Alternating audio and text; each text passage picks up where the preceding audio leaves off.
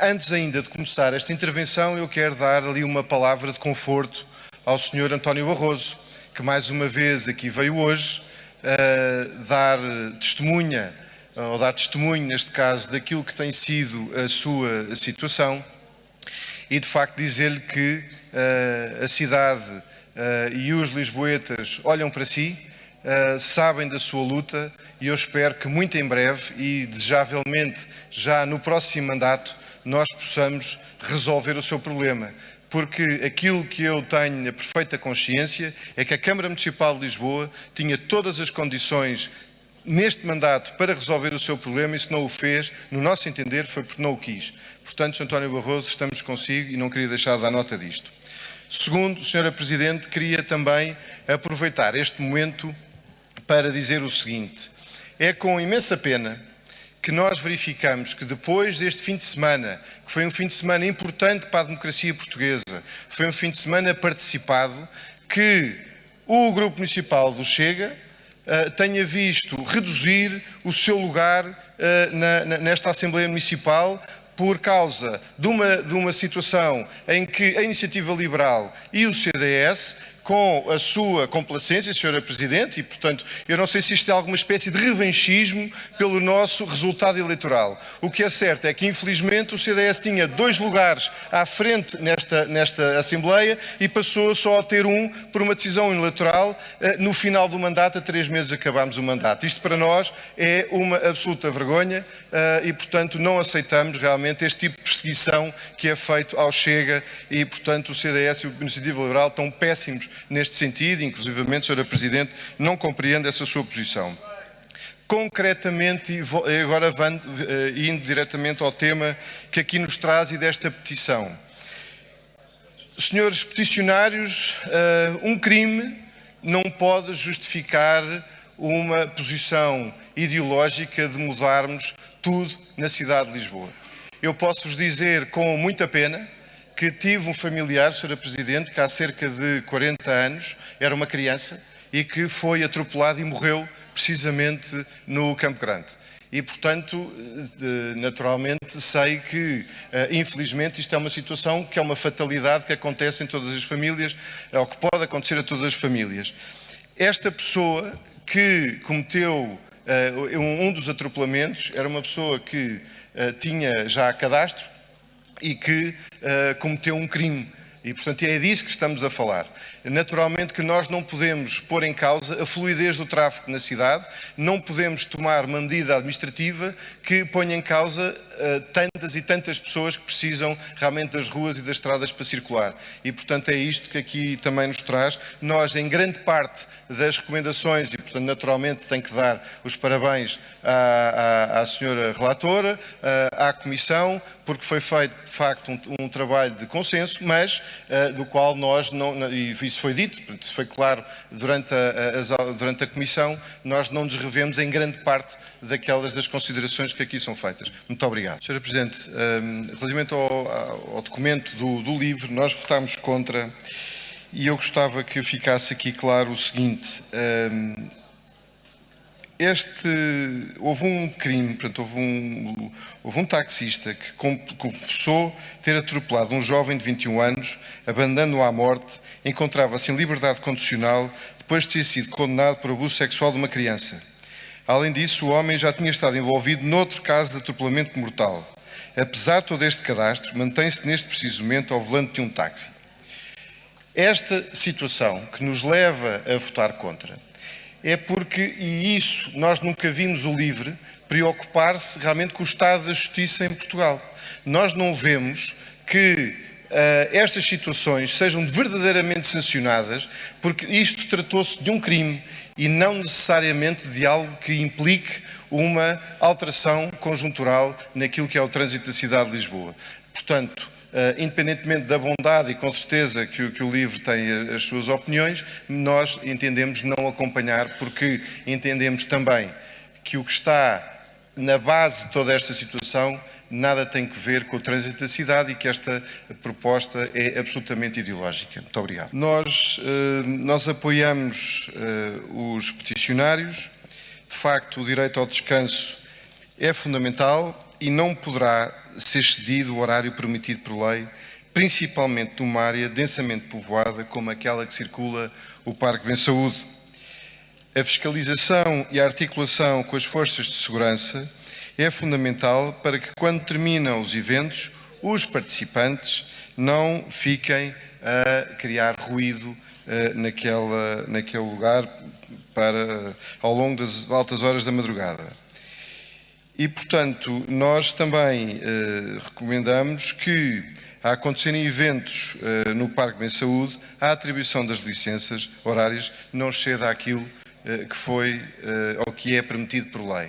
E, portanto, neste caso também iremos acompanhar as recomendações da quarta Comissão. Muito obrigado. Sra. Presidente, relativamente ao voto da mesa quanto ao bicampeonato do Sporting Clube Portugal, nós entendemos que o ano passado foi aqui referido e aprovado um voto que defende aquilo que o Sporting reconhece, que são os 24 títulos, e este ano seria o 25º título.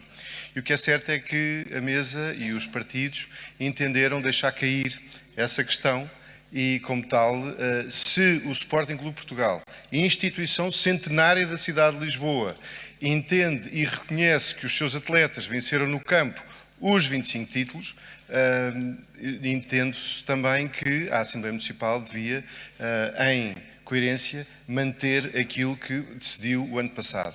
E, portanto, tenho pena que isso não tenha acontecido e, portanto, Sra. Presidente, quero deixar nota disso mesmo e essa nossa declaração de voto que o Sporting merecia este reconhecimento por parte deste órgão da Assembleia Municipal de Lisboa, tal como fez no ano transado. Muito obrigado. Queria só dar nota que, relativamente aos considerandos do voto do Dia da Europa que o MPT apresentou, nós entendemos abster-nos porque faz um conjunto de considerações sobre o Presidente dos Estados Unidos e sobre aquele que é um parceiro que nós continuamos a entender fundamental para a Europa e que não vemos de forma alguma, pelo menos até hoje, que tenha uma postura que seja contrária aos interesses europeus.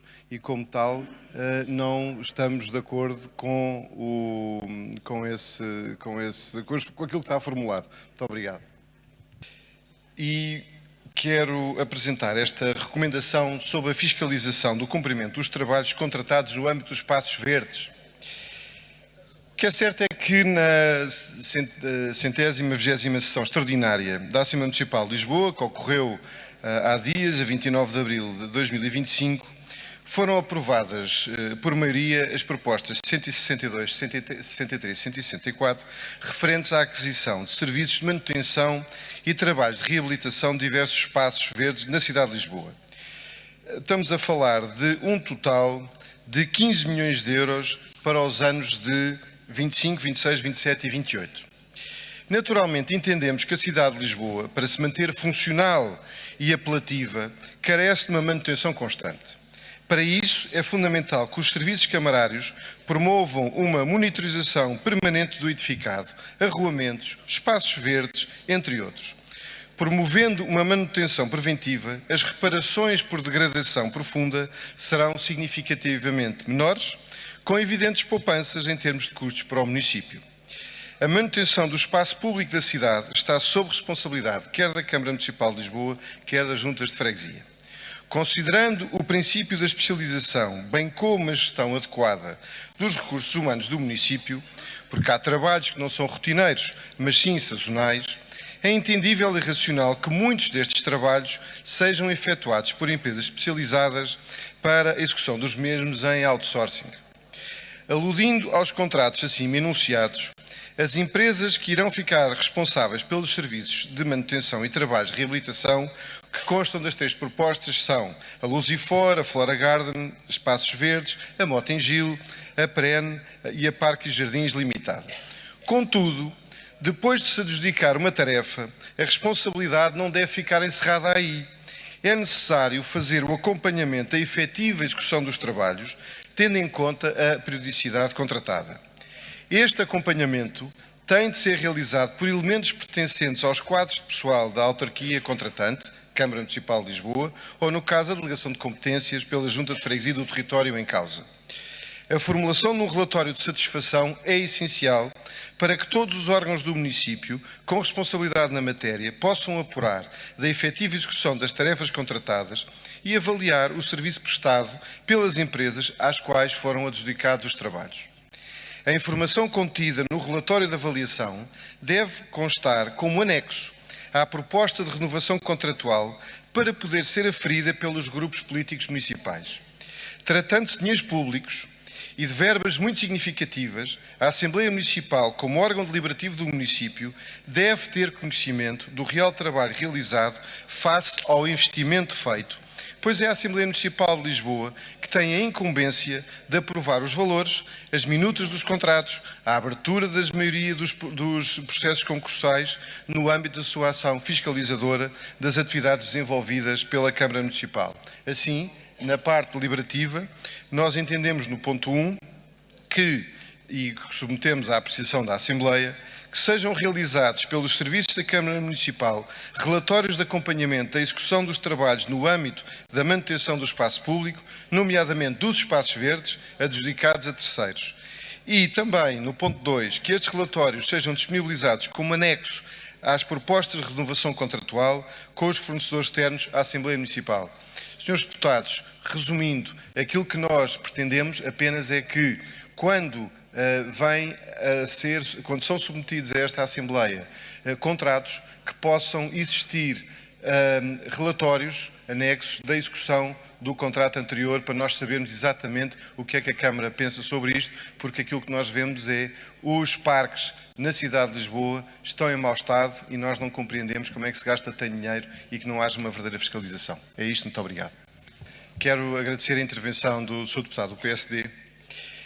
O que é certo é que, independentemente da razão que lhe assista, Sr. Deputado, o que é certo é que esta Assembleia, quando recebe as propostas por parte da Câmara, e isso tem que me dar razão, da mesma maneira que eu também lhe estou a dar razão a si, tem que me dar razão que não há um relatório de satisfação, e aquilo que nós vemos e aquilo que nos interessa é exatamente, nós vemos sair milhões de euros dos cofres do município, mas depois o que é certo é que não vemos que os parques estejam, face ao investimento, estejam em condições. E é isso que está em casa. Nós queremos conhecer essa informação e somos deputados municipais e temos o direito a fazê-lo. E é este o sentido da nossa recomendação.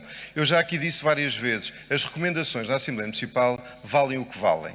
Portanto, isto é apenas um indicador daquilo que se pretende como boas práticas. E é isto, Sra. Presidente, que eu gostava de terminar. Muito obrigado.